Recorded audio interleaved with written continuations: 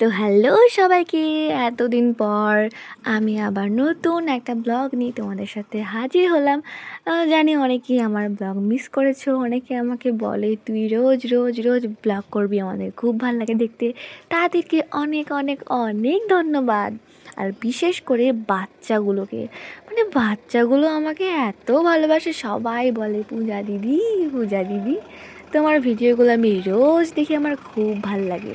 তো তোদেরকে অনেক অনেক অনেক ভালোবাসা। তো সকাল সকাল ঘুম থেকে উঠে আমি পড়াতে গেছিলাম, মানে যাচ্ছিলাম আর কি। এখন কিন্তু মোটেই সকাল, এখন বাজে প্রায় 10:30 মতো। তো এখনও রোদ ওঠেনি, দুদিন ধরে কোনো রোদ নেই আকাশে, দেখতে পাচ্ছ পুরো আকাশ কালো কালো মেঘ হয়ে আছে, একদম ভাল লাগছে না।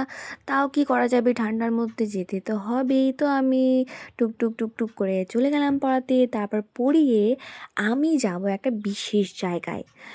তো সেই বিশেষ জায়গাটা হলো এইটা, এই যে দেখতে পাচ্ছ, এইটা হলো আমার বান্ধবীর ছানা। দেখতে পাচ্ছ আমার বান্ধবীর বিয়ে হয়ে গেছে, আবার ওটা ছানাও হয়ে গেছে। এত মিষ্টি ওকে দেখলে মনে হয় শুধু চটকায়। কতদিন পর ওকে দেখতে পেলাম, তাই আর বেশি দেরি না করে চলে গেলাম ছানাটাকে দেখতে। তারপর ওকে একটু চটকাছিলাম, চটকিয়ে বাইরে আসলাম। বাইরে এসে তো ভীষণ খুশি হয়ে গেলাম, কারণ অনেক দিন পর আজ রোদ বেরিয়েছে। বাপরে বাপ, এত খুশি মনে হচ্ছে যেন আবহাওয়া আমাকে ভীষণ বড় একটা গিফট দিয়েছে। তো গিফটের কথা বলতে বলতে এই দেখো, দেখলে তো আমার হাতে একটা সুন্দর রোজ চলে এলো।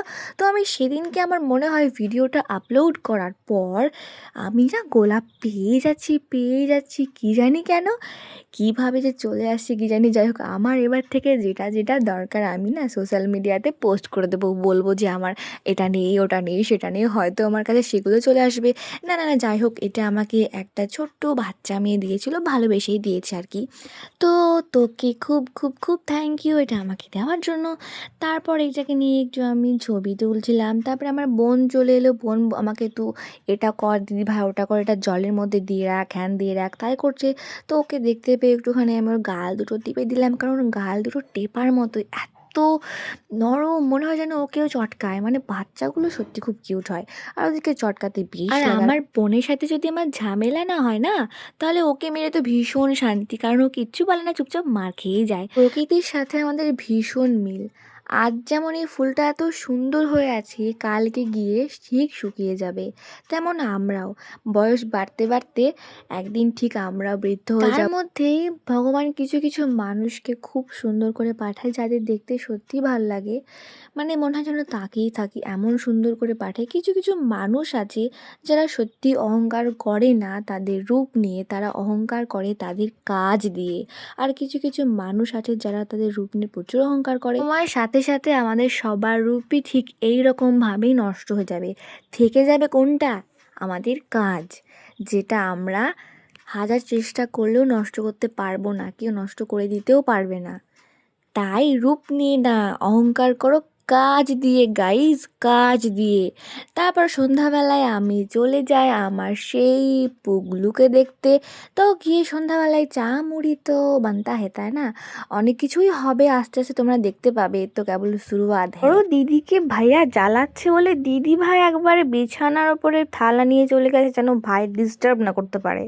তো ভাইয়া এখানেই পাশেই ছিল বলে ভয়ে দিদি ভাই আবার চলে গেল ওদিকে। আর ভাইয়া এখানে বাপরে কি দুষ্টু করছে, থামছেই না। এত বিচ্ছু হয়েছে বেবিটাকে মনে হয় চটকে দিই। দেখতেই পাচ্ছ ওর খেলনাপাতি কী সব নিয়ে বসেছে, এতক্ষণ তো ভীষণ বদমাইশ করছিল, এখন একটু বিছানায় নিয়ে এসে একটু শান্ত করা গেছে। তারপর এখানে ওর দিদিভাই দেখো কি করে খাচ্ছে, একদম পেছন ঘুরে বসে বসে খাচ্ছে, যেন ভাইয়া ওর কাছে আসতেই না পারে। ভাইয়াকে তো কারো কাছে আসতেই হবে, তো ভাইয়া চলে আসে আমার কাছে। আমি ওরে কি চটকাবো, ও তো আমারে চটকায়। আমার বান্ধবীর পোলা গাইস, বান্ধবীর মতোই হয়েছে। আরো ভালো ভালো ব্লগ যদি পাইতে হয় তোমরা আমারে ফলো করো। Tata, bye bye.